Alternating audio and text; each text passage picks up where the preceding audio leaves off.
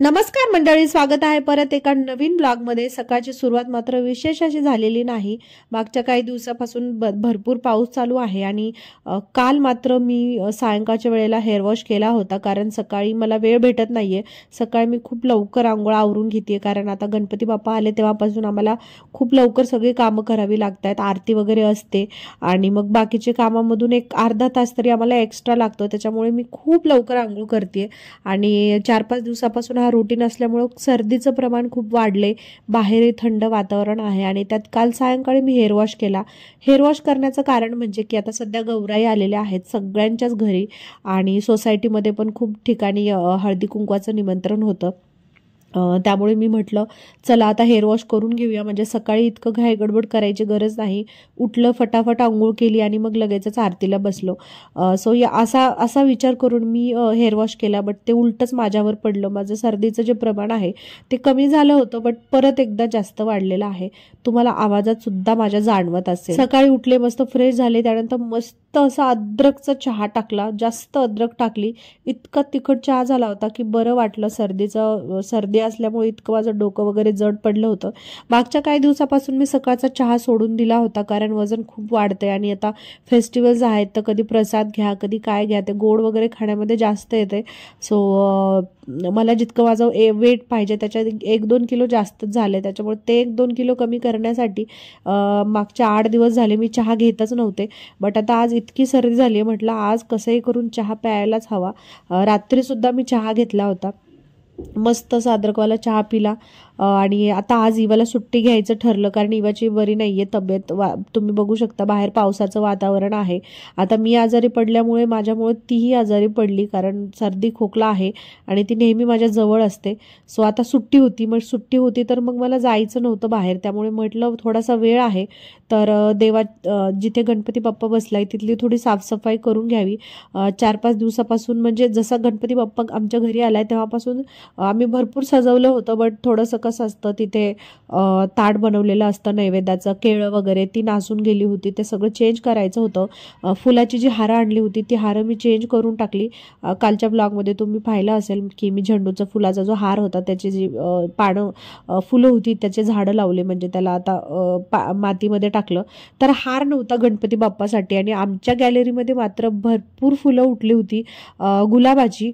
म्हटलं आता सुट्टी आहे, इवाला सोडायचं नाही स्कूलला, तर तेवढा जो वेळ आहे, म्हणजे जोपर्यंत इवाचे डॅडी अंघोळ करून येतील तेवढ्या वेळेमध्ये मस्त असा हार बनवूया गणपती बाप्पासाठी। जेव्हापासून बाप्पा घरी आलेला आहे तेव्हापासून एक रुटीन मात्र नक्की आहे की सकाळी पटकन अंघोळ करा, त्यानंतर आरती करा। सगळ्यात अगोदर म्हणजे 9 वाजेपर्यंत आमची आरती होऊन जाते। एरवी तर मी 9 वाजता उठतेच आणि अंघोळ तर मात्र इवाला सोडून आल्यानंतर माझी निवांत असते, पण आरती करण्यासाठी मला अंघोळ किंवा मग बाकीची सगळी कामं, घरात मंदिरातली स्वच्छता, घरची पूजा, त्यानंतर गणपती बाप्पाची पूजा, फुलं वगैरे तोडा, आरतीची तयारी करा, नैवेद्य बनवा, तर ह्या सगळ्या गोष्टींना खूप वेळ लागतो।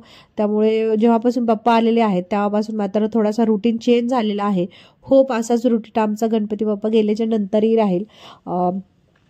त्यानंतर मस्त असा गुलाबाचा गणपती बाप्पासाठी हार ओवला, त्याच्यामध्ये काही व्हाईट कलरची फुलं टाकली।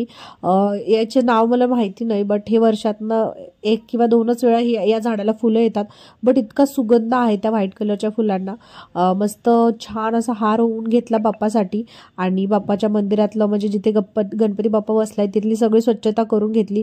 केळं वगैरे ठेवलं होतं, कळस मांडला होता, तर जो कळस मांडला होता तो जो नारळ होता तो फुटका होता, आय थिंक दुकानदारांनी दिला आणि आम्ही चेक नाही केला।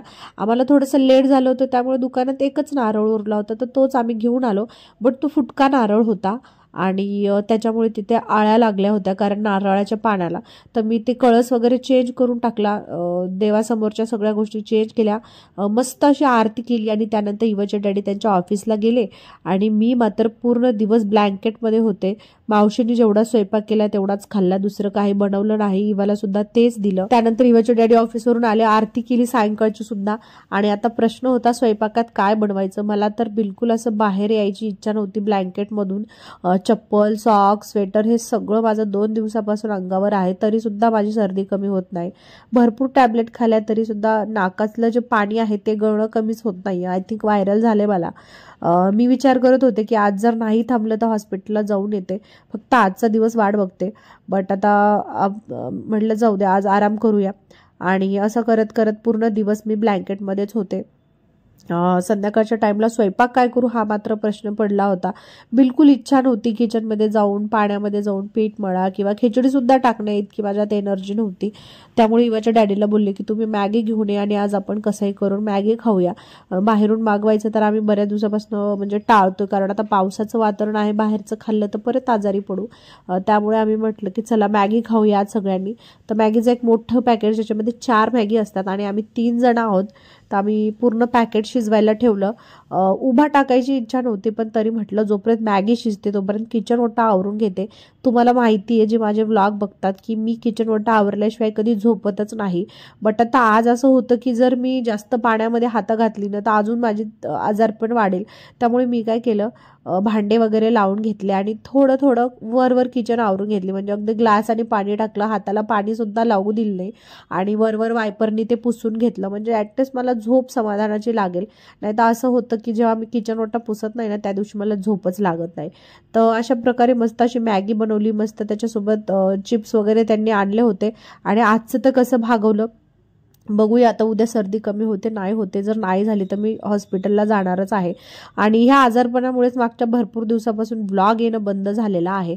जशी मी बरी होईल ना तशी मी रेग्युलर व्लॉग टाकते. यूट्यूबचं तर माझं चालूच आहे, बट इन्स्टावर मात्र खूप सुट्ट्या पडलेल्या आहेत. चला, इतकंच होतं. आवरावरी झालेली आहे, किचन वाटा पुसून घेते. आजचा व्लॉग आवडला तर लाईक करा. भेटूया उद्याच्या व्लॉगमध्ये. Thank you for watching. बाय.